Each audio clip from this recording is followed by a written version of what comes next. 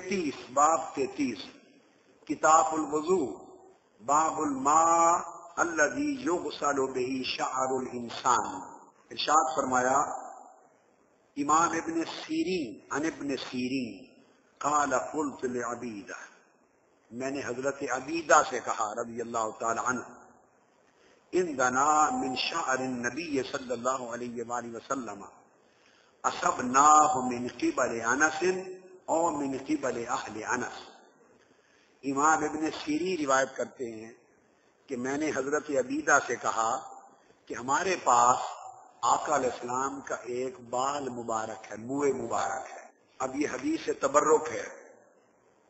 عقیدہ کا کون سا باب ثابت ہوا؟ التبرک بشعرہ، اصلا آقا علیہ السلام کے شعر منہ مبارک سے تبرک لینا. امام ابن سیری نے کہا کہ میں نے بتایا کہ ہمارے پاس آقا علیہ السلام کا منہ مبارک ہے، اور یہ ہم نے حضرت انس بن مالک رضی اللہ تعالیٰ عنہ سے لیا تھا، حضرت انس بن مالک سے یا ان کے گھر والوں سے لیا تھا. انہوں نے جواب میں کہا فقال لأن تكون عندي شعرة منه احب الی من الدنیا وما فیہا. انہوں نے کہا کاش ان بالوں میں سے ایک بال منہ مبارک میرے پاس بھی ہوتا. کہتے ہیں خدا کی قسم اگر آقا علیہ السلام کا ایک منہ مبارک میرے پاس ہوتا تو دنیا و ما فیہا کی ہر شے ایک طرف، حضور کا منہ مبارک کائنات میں سب سے اعلیٰ غنیمت و دولت ہے. یہ حدیث. اس کے بعد ان رسول اللہ صلی اللہ علیہ وآلہ وسلم لما حلق رأسہ کان ابو طلحہ اول من اخذ من شعرہ. ابن سیری سے روایت ہے، حضرت انس بن مالک سے مروی ہے، امام بخاری لائے ہیں کہ آقا علیہ الصلوۃ والسلام نے جب اپنا سر مبارک کا حلق کروایا، حج کے موقع پر مینا میں حلق کروایا، بال مبارک کٹوائے، حلق، تو فرماتے ہیں کہ حضرت ابو طلحہ پہلے شخص تھے جنہوں نے آقا علیہ الصلوۃ والسلام کے منہ مبارک حضور سے حاصل کیے. اور دوسری حدیث جس کو امام مسلم لائے ہیں وہ فرماتے ہیں کہ کان الحلاق یحلق رسول اللہ صلی اللہ علیہ وآلہ وسلم وصحابہ یطوف علیہ، کہ حلاق آقا علیہ الصلوۃ والسلام کے سر مبارک کا حلق کر رہا تھا، اور جو صحابہ ہیں وہ اس کے ارد گرد اس طرح طواف کرتے تھے جیسے کوئی کعبے کا طواف کرتا ہے. کان یطوف بہ اصحابہ، اور صحابہ کرام ان کا طواف کر رہے تھے. ایک بال بھی آقا علیہ السلام کا کسی صحابی نے زمین پر نہیں گرنے دیا. اب آپ کے ذہن میں سوال آئے گا کہ یہ بال مبارک کا تبرک اور موضوع چل رہا ہے وضو اور طہارت کا، تو وضو اور طہارت کے موضوع میں بال منہ مبارک کی حدیث کیوں آئی؟ یہ ایک فقہی مسئلہ ہے، اس کا بھی تعلق تراجم الابواب کے ساتھ ہے. کسی کا رد کیا ہے مذاہب فقہیہ میں سے بعض امام، میں کیا بتاؤں، شوافع، کہ ہاں بال اگر پانی میں گر جائے تو اس سے وضو نہیں ہوتا. ان کے ہاں بالوں کے بارے میں حکم مختلف ہے، طیب کا نہیں ہے. اور امام اعظم ابو حنیفہ اور احناف کے ہاں بال پاک اور طیب ہیں، اور وہ پانی میں بھی گر جائیں تو ماء مستعمل نہیں ہوتا اور پاک اور طیب رہتا ہے، وضو ہو سکتا ہے. اس مقام پر امام بخاری شافعی ہو کر یا راجح الی الشافعیت ہونے کے باوجود شافعیہ کی رد کر رہے ہیں اور امام اعظم ابو حنیفہ کے مذہب حنفی کی حمایت کر رہے ہیں. اس باب میں یہ حدیث لانے کی حکمت یہ ہے. یہ تو فقہی بات تھی اساتذہ والی جو بتا دی. اب اعتقاد کے موضوع پر آ جائیے. آقا علیہ الصلوۃ والسلام جب حلق کرواتے اور صحابہ کرام اس طرح ارد گرد حلقہ بنا لیتے اور ایک منہ مبارک بھی زمین پہ نہ گرنے دیتے، ایک بھی منہ مبارک زمین پہ نہ گرنے دیتے اور اٹھا لیتے. اور آقا علیہ الصلوۃ والسلام کے بال مبارک اپنے ہاتھوں میں لے لیتے. یہ تو حج کا موقع ہے. اسی صحیح بخاری میں، بخاری پڑھ رہے ہیں، اس صحیح بخاری کے اندر آگے جا کر کتاب الشروط میں امام بخاری نے ایک اور حدیث حضرت مسور بن مخرمہ سے روایت کی ہے. باب الشروط فی الجہاد والمصالحہ، اس میں صلح حدیبیہ کے مضمون کے تحت امام بخاری حدیث لائے ہیں.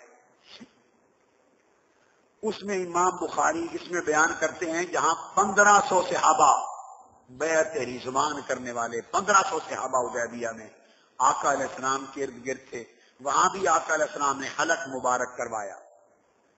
اور صحابی بیان کرتے ہیں جس کو عروہ بن مسعود، اس وقت مسلمان نہ ہوئے تھے، بعد میں صحابی بن گئے، اسلام قبول کیا، وہ روایت کرتے ہیں، امام بخاری نے روایت کیا. وہ کہتے ہیں فواللہ ما تنخم رسول اللہ صلی اللہ علیہ وآلہ وسلم نخامتا الا وقعت فی کف رجل منہم فدلک بها وجهه وجلده واذا امرهم ابتدروا امره واذا تودع قاتوا يقتتلون على وضوئه واذا تكلم خفضوا اصواتهم عنده وما يهدون اليه النظر تعظيما له. فراجع عروة بن مسعود الى اصحابه فقال اي قوم والله لقد وفدت على الملوك ووفدت على قيصر ووفدت على كسرى ووفدت على النجاشي والله ان رأيت ملكا قط يعظمه اصحابه ما يعظم اصحاب محمد محمدا صلی اللہ علیہ وآلہ وسلم. امام بخاری نے اس کو روایت کیا اور کہا کہ عروہ بن مسعود کہتے ہیں واپس جا کے قریش مکہ کو کہ اے قریش مکہ، خدا کے لیے اصحاب محمد کے ساتھ جنگ نہ کرنا، آقا علیہ السلام کے غلاموں کے اور صلی اللہ علیہ وآلہ وسلم لعاب دہن حدیبیہ کے مقام پر نیچے گراتے تو 1500 صحابہ لعاب دہن زمین پہ نہ گرنے دیتے، اٹھا کے چہروں پر مر لیتے.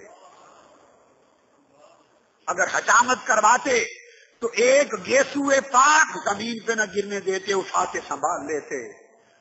وضو کرتے تو پانی کا ایک ایک قطرہ زمین پر گرنے نہ دیتے، اٹھا کے چہرے جسم پہ مر لیتے. اور ایک حدیث میں آتا ہے جس شخص کو پانی کا قطرہ نہ ملتا وہ دوسرے کے ہاتھوں سے ہاتھ رگڑ کر اپنے آپ کو مر لیتا. اور انس بن مالک سے امام مسلم نے روایت کیا لقد رأیت رسول اللہ صلی اللہ علیہ وسلم کتاب الفضائل باب قرب النبی من الناس وتبرکہم بہ. امام مسلم نے باب قائم کیا ہے وتبرکہم بہ، تبرک کا باب. فرماتے ہیں رأیت رسول اللہ صلی اللہ علیہ وسلم والحلاق یہلکہ وأطاف به اصحابه فما يريدون ان تقع شعرة الا في يد رجل. اور اسی طرح پھر دوسرے مقام پر یہ ہے کہ آقا علیہ السلام نے حج کے موقع پر حلق کروایا اور دست مبارک سے خود صحابہ میں بال مبارک تقسیم کیے، خود تقسیم کیے اور کہا کہ میرے صحابہ میں بانٹ دو. اب ثابت یہ ہوا کہ آقا علیہ السلام اپنے آثار مبارک، اپنے منہ مبارک، اپنے وضو کا پانی آقا کی آنکھوں کے سامنے 1500 صحابہ کا اجماع، کل صحابہ کا اجماع کہ لعاب دہن اٹھا کے چہرے پہ مل رہے ہیں. حضور منع نہیں فرما رہے. کیا اس کو شخصیت پرستی کہا جائے گا؟ آج کی جو اصطلاح ہے شخصیت پرستی، اس میں یہ آتا ہے یا نہیں ہے؟ بولیے کیا کر رہے ہو؟ فرماتے میں بھی تمہاری طرح انسان ہوں، معاذ اللہ، ایک بشر ہوں، پیغمبر ہوں. میں تمہیں اپنا لعاب دہن چہروں پہ ملوانے کے لیے تو نہیں آیا، میں تو اللہ کا پیغام دینے آیا ہوں، احکام شریعت دینے آیا ہوں، تمہیں نمازی روزہ دار بنانے آیا ہوں. اس لیے تو نہیں آیا کہ میری رطوبتیں اور میری لعاب دہن کو چہروں پر ملا کرو. آنکھوں کے سامنے